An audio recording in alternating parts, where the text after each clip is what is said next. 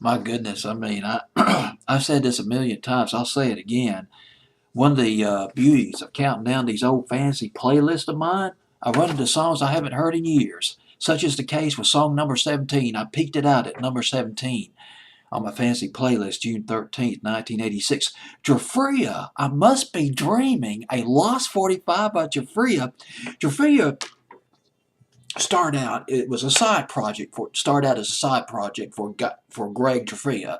Greg Giuffria, the keyboard player. Greg Giuffria, he was in a band called Angel back in the 70s, discovered by Gene Simmons of Kiss. They were signed to the Casablanca label.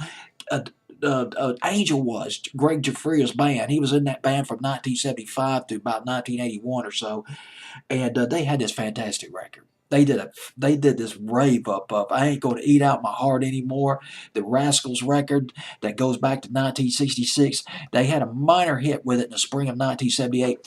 Here's the thing about Angel. You got to remember this about Angel. They were the precursor of the hair bands of the 80s. They were the precursors of bands like Cinderella and Poison. They were way ahead of their time. They wore their hair very long and they played hard. They had this androgynous image. And boy, they were slammed for that. They were like, man, these guys, these are not men. They're dressed up like girls, blah, blah, blah, blah, blah. And they still rock. They still put out some good records. I highly recommend that record. If you ever get a chance to, I Ain't Gonna Eat Out My Heart Anymore by Angel. Of course, it won't hurt to check out the original version by the Rascals. Their version was a little bit raw, too. But let's go to Giuffria. Greg Giuffria left Angel. He formed Giuffria in 1983. Added about 3 or 4 people to the group. Got a deal with MCA Records in 1984, and they put out their first album, and it had their first hit record. It was Called to the Heart. Went to number 15, Billboard's Hot 100, going off of memory when I mentioned this, but I believe it was in the fall of 1984. Night Tracks played the heck out of that video, Called to the Heart. And they opened for Deep Purple. Boy, they got some rave reviews.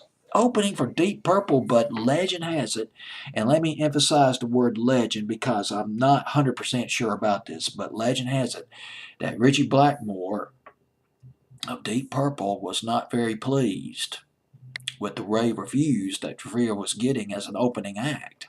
He cut their set from, was it from 45 to 25 minutes? He told Trevor, he said, no guitar solos, no more encores.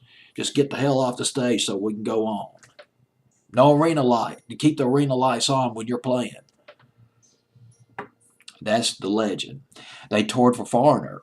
Did very well touring for Foreigner, and they released, I believe it was their second or third album, Silk and Still, came out in 1986. They underwent some personnel changes. The guitar player, oh God. When I write stuff down, I just scribble. I can't even read my writing. Craig Gordy. Let me get that name. This second time I did it tonight. Have to get this name off the source here. His name was Goldie. Greg, I believe it's Greg Goldie. Oh gosh, bear with me, hang with me. Craig Goldie. Craig Goldie left the band. He joined Dio, teamed up with Ronnie James Dio. Remember Dio back in the day? And this song that's on my fancy playlist, well, it is a fancy playlist with the number 17, I Must Be Dreaming. Sounds like a Survivor record more than anything else. I Must Be Dreaming went to number 52 on Billboard's Hot 100. So we are talking about a major, a rare Lost 45. I hope you enjoy it. And the video's on YouTube as of this date, July 10th, 2016.